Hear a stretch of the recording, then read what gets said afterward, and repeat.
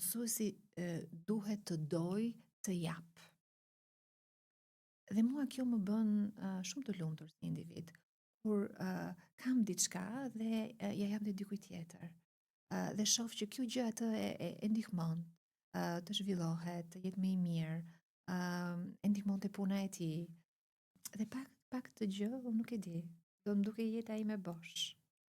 Nga ana tjetër është puna me një brez, me një grup mosh, e cila të mban gjithmonë alert, Gjithmonë të ri, të ri, po, ose të re në këtë rast. Mësuesit që duken më të rinj se të tjerët.